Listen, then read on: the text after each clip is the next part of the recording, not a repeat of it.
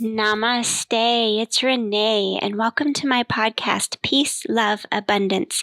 And this is a place where I speak about all things yoga and Ayurveda, as well as skincare. I'm a licensed esthetician. I'm a master herbalist, so I believe in getting a lot of our nutrients from Mother Nature, herbs, and even what we eat, letting food be thy medicine. That's a quote by Hippocrates. And also with yoga, the physical aspects of everything. And Ayurveda just kind of even encompasses it and ties it all together. Ayurveda truly is such a good science and explains a lot of what I believe in. That's why I'm so drawn to Ayurveda, because it wraps all that together. Ayurveda looks at the health of your skin. It looks at the digestion, how you digest your food, so what's going on inside your body. Ayurveda is even about your breath and breathing. Ayurveda, even physical. Ayurveda promotes having physical movement in your body. And all of this is what I'm about, right? As a licensed esthetician and a yoga instructor and an herbalist, and Ayurveda just brings it all together, and that's where I become a guide for all of this. Now, why do I call myself a guide? Because I firmly believe that you can't tell somebody what to do. You can't tell them when to do it. And you, by all means, can't force feed them, right? That is up to you. And you can't change somebody. You can't change somebody who's not ready to change. So I am not here to force anybody to do anything or tell them what to do and how to do it. But rather, I like to think of myself as a guide. I will guide you through it. At one time in my life, when I felt my health declining in dealing with the loss of 2 brothers and my mother to incurable diseases, at one time in my life, I felt very lost. What do I do? Where do I go? How do I stay healthy? I have all these odds against me. My father's even a colon cancer survivor. So I have lots of odds against me, lots of cancer in my family, even liver failure. And at one time, I felt very lost. I didn't know who or where to go or what to read or what to study as guidance for me in this path of trying to defy all these odds. 3 deaths in my immediate family. Yes, and my mother and 2 brothers. I'm not just talking distant relatives here. I am talking within my immediate family. At one time, I had to do a lot of soul searching and researching and meeting people to find my path. And so I am here now as a guide to share this knowledge with everybody I can, so that hopefully you can find this path quicker than I did and have a guide along the way. Now, it's up to you someday if you want to turn around and be a guide to somebody else and share all of this. You don't have to take it on as your job per se, is what I do with this knowledge, but you can share the value of yoga and Ayurveda with anybody and everybody. You can promote that they should go take some yoga classes, that they should eat better, right? You can promote the yoga and Ayurveda. We can continue to share this love and this knowledge and guide everybody. In a sense, we are all meant to be a guide in some form or fashion, but the best way to become a guide is knowing that you've been through it yourself. So not only do I have training, I've taken several courses and classes and certifications, and I have a license and everything like that. Not only have I worked through the book work, but I have been living this lifestyle for over 15 years myself, and I know what works. I know what doesn't work. I also know that what works for my body may not work for your body, which is another reason why I'm a guide, because what worked for me may not work for you. But as your guide, we can troubleshoot and work through some things. In another past life, I always call it my past life, I was a software test engineer. I used to test software for a living. This testing, though, taught me a lot of troubleshooting on how to break down the variables, realize that, yes, there's a bug in the system, But what is happening to create this bug whenever it happens in the software? Are the steps reproducible? Can I troubleshoot? Can I take something away and still reproduce this bug? Or does the bug go away whenever I take away a step in my plan, right? So same thing with the body. If I continue to eat the same food all the time, do I always get this bug? Or in this reference, this ailment, or I don't feel good, an upset stomach. So if I keep repeating these steps and getting horrible results, I need to reverse the steps, figure out what is it that I'm eating that's not agreeing with my body, or even what physical activity am I doing that doesn't agree with my body. There are people out there running to be healthy, but yet their knees hurt, their hips, their IT bands. So we keep constantly repeating things in life that maybe aren't good for us. All right, now let's move on a little bit with why I have chosen yoga and Ayurveda as kind of my toolbox to help guide people through this process. So yoga and Ayurveda are the sister science of each other.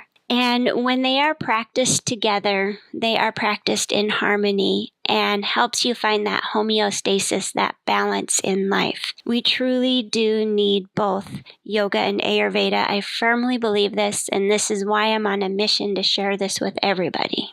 Now, unfortunately, you have to go back several years to understand or see that yoga and Ayurveda at one time were practiced together. What we practice nowadays in the yoga studio is called yoga, when most of us are going to a yoga studio and practicing yoga. And that Ayurvedic influence, or even recognizing Ayurveda, got lost a little bit somewhere over the years in translation. But let me tell you something right here, right now. If you're going to a yoga studio or even practicing yoga at home on your own, if you're practicing yoga for the health benefits, meaning you recognize that your digestion is better, you think more clearly, you're less stressed, you overall feel better, you have more flexibility, you're actually practicing Ayurveda. Ayurveda was always the study of, or the science of doing things for the health benefit. Yoga, traditionally, when you go way back in the texts, yoga was chanting. So basically singing, sitting in meditation, and being united with your mind, body, and spirit, what's going on around you, finding that full samadhi, that place where you are sitting in peace of mind. That is technically what yoga is. But somehow the word Ayurveda got dropped off and everything just started to get called yoga. But already, many of us are already practicing yoga and Ayurveda. It's just the term Ayurveda kind of got left in the dust somewhere. So already, if you are practicing yoga for the health benefits that it gives you, then you are practicing a form of Ayurveda. Two of some of the most popular styles of yoga, Ashtanga and Iyengar. The two guys, Pattabhi Jois came out with Ashtanga, and BKS Iyengar is Iyengar Yoga. They practiced together. Under their yoga master is Yoga Master Krishnamacharya. And Krishnamacharya practiced yoga and Ayurveda. So somewhere around when Pattabhi Jois and Iyengar kind of split off into their own schools, they each had their reasoning for the style of yoga that they were teaching. Iyengar had a lot of health issues, so he found that by using a lot of props, straps, blocks, and such in his practice helped him work through a lot of his injuries and his health issues by having the support of props. So that's where Iyengar Yoga came out. Little more gentler in the use of props. Pattabhi Jois continued on the vinyasa, the movement, the flow. And that movement and that flow was introduced to help. Back in the day, yoga was actually primarily practiced by men. So Ashtanga yoga with the movement was meant for boys and men to work through some of the energy that they felt in their body, to get energy flowing and moving, because they were high energy and they needed to put that energy somewhere. So then it became vinyasa and practiced. But both Pattabhi Jois and Iyengar learned together from Krishnamacharya and then split off into what resonated most with them, which most yoga instructors, myself included, we usually teach from our own hearts too, and we usually teach what resonates with us. When you're going to yoga anywhere in the world, even on YouTube, whoever you're practicing with, you're getting a taste of what resonates most with them. And it's going to be a sprinkling of Ashtanga and Iyengar and Krishnamacharya. So, though, again, whenever that split happened, though, into Ashtanga and Iyengar, they both believe in the 8 limbs. I'm not going to go too deep into the 8 limbs. That could be a whole nother podcast of its own. Also, I have a website where I have created several workshops based on a lot of the yoga theories, like the 7 chakras, the 8 limbs of yoga, Ayurveda, as we're speaking about right now, the history of yoga and Ayurveda, and yin yoga and some other yummy stuff in there, goal setting and intentions and mantras. Anyway, on my website, I have all these as workshops, and for as low as $10 a month right now, you can sign up for a subscription, a monthly subscription, to have access to all these online workshops. So if you want to know about a lot of these terms that I mentioned today, go visit my website and get to know some of these theories and principles better. But for now, sticking with my podcast and the subject of yoga and Ayurveda, how they are meant to be practiced together, the sister science of the two, and best practiced in harmony. There are several thoughts or reasons out there maybe why Ayurveda's name got dropped from yoga. One that resonates most with me in my studies is that around the time that the British colonies were migrating, and the British colonies coming in started suppressing any kind of medicine that didn't make sense to them or wasn't of their values. So the British colonies, not 100% understanding even what Ayurveda was, by using herbs to heal your body, and people having, reversing ailments in their body through doing just yoga and taking herbs, seemed foreign to them, and even kind of witchcraft.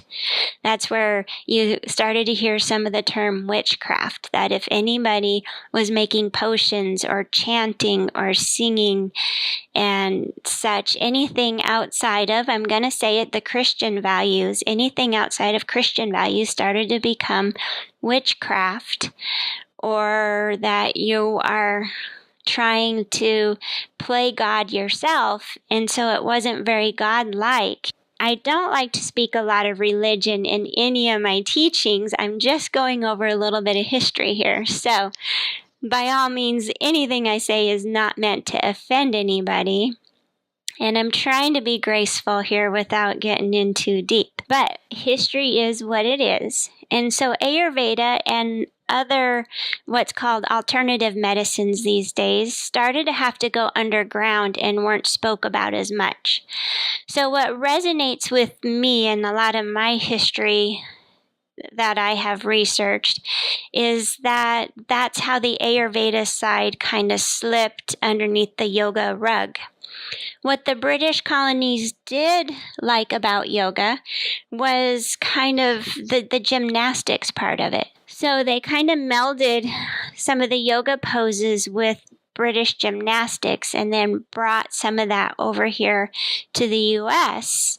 And a lot of what we practice these days in yoga can have some origins to that British gymnastics and melded with yoga, and then brought over here and just labeled as yoga. As a matter of fact, in a yoga studio, we actually have to be careful about claims of benefits that the yoga postures have, right? With herbs, we've all seen the labeling that with herbs and yoga, like there's no FDA proof that this is going to help you digest or feel better or whatever, right? We all know that we have to be careful what we say about never taking supplements or even doing yoga, that yoga is not a cure, right? We have to be careful with our words, even to today. And then these become alternative medicine rather than being Western medicine that you go to see your doctor for. I believe, like everything else can, or everything in life can coexist. We can have Western medicine as well as Eastern medicine. We can have medicine and alternative medicine, whatever you want to call it. I believe that it can all coexist, and that's what's amazing about all of this and everything that I have learned over the years. Now, being on a mission to bring back the words Ayurveda and giving it its credit that's due. And then also along with that, starting to realize that yoga is more than what we do on the mat. It's more than the gymnastics or the yoga poses. Yoga poses are a big part of yoga. It's one of the 8 limbs in the 8 limbs of yoga. So again, if you want to learn more about the 8 limbs of yoga, I have a great workshop in my member portal on my website. It's not everything. The physical practice, it's only one of the 8 limbs. So if you want to say that yoga and Ayurveda are based on the 8 limbs, it's only an 1/8 of what yoga can be all about. Or shall I say more what we perceive yoga to be about, or what it's become labeled in our Western society. Then there's breathing, meditation, there's the yamas and the niyamas, which are a way of living your life and a way of treating others. There's just so much more to it. So most of yoga and Ayurveda have a huge crossover. Them being sister sciences, obviously, when you think of 2 sisters in a family, they share a lot of DNA, right? Those 2 sisters, they might look different, but they share a lot of the same DNA, right? Because they come from the same mom and dad, so they share the same DNA. Yoga and Ayurveda share the same DNA. A lot of that 8 limbs of yoga is the basis of both yoga and Ayurveda. They both follow those 8 limbs. So in Ayurvedic practices, you can see yoga poses that are good for your body. You're going to see the breathing and the pranayama and the meditation daily rituals. But what you'll start to see more if you study both is on the Ayurvedic side, it does introduce more the food and the eating, because it's more going to be the stuff that you do off your yoga mat. It's when you're not sitting and chanting in yoga and meditating, you're eating, digesting, and even pooping. It has a lot to do with how you shit. Start to get used to the thought that yoga and Ayurveda are the sister science of each other and meant to be practiced together. Also, it's meant to be more than just an hour a day or an hour and a half, however long your yoga class is.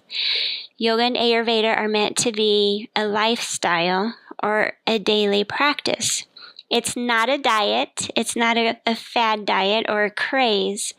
Ayurveda has been a science that has been around for thousands of years, just like yoga has. And they both encompass listening to your body, doing what's right for your body, the idea that everybody's body is different, and finding the connection between your mind, body, and even spirit. These are the common aspects of yoga and Ayurveda. Now, what kind of separates the two is, I have mentioned it a little bit along the lines. Yoga means to unite, and technically, you are uniting the mind, body, and spirit, but you're doing it to find samadhi, that higher power, the samadhi peace of mind. I'm trying to explain this as best as I can for those people who don't sit and meditate, but it's finding even your connection with the universe.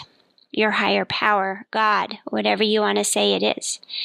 And then Ayurveda is more the science. Ayurveda, Ayur means life, Veda is study. So Ayurveda is the study of life and the study of your life. So every day that self-study of even what I eat, what I think, what I digest, what I learn, how I breathe, how I exercise, all of that. But sometimes we get this block in our head thinking that Ayurveda is a diet. Some people also think that Ayurveda is just eating Indian food or being a vegan or a vegetarian. While there are some aspects of that, because some people do better on a plant-based diet, Ayurveda, believe it or not, does believe in getting some nutrition from animal-based product per se, like bone broth or even having some clean meats. There are times in our lives when our bodies are depleted of certain nutrients, and those nutrients are best found through animal protein. Yes, a lot of Ayurveda is also getting your nutrition from fruits and vegetables and honoring each and every life. So if you are going to eat animal protein, you honor that animal and you find a clean source for it, and you appreciate that an animal passed away for your body to be able to have that protein, right? So let go of the thought. Basically what I'm getting at here is to follow Ayurveda, you don't have to be a vegan or a vegetarian. It doesn't have to be a religion either. I firmly believe it doesn't have to be a religion. Like I said, I try and remove religion, separate it from all my guidance, all my teachings. Anybody who has a strong spiritual connection to God, I do not take that away from anybody. Again, I believe that everything can coexist. And what you believe in is so very important to healing your body and having a healthy body. So I honor in each and every person out there what your belief system is. So whenever it comes to eating and treating your body well and having a mind-body connection with yourself, of listening to your own body, when your mind and your body connection are in line, then your spirit connection will be even, let's say yummier or better or healthier connection even to your spirit. What you can accomplish through yoga and Ayurveda can help you live a healthier life every day, no matter how young, how old you are. And do know that the way you treat yourself in your youth, so if I have some youngins listening to this podcast, the way you treat yourself in your youth directly sets you up for your health later in your life. The way you treat yourself now directly correlates to how you're going to feel later.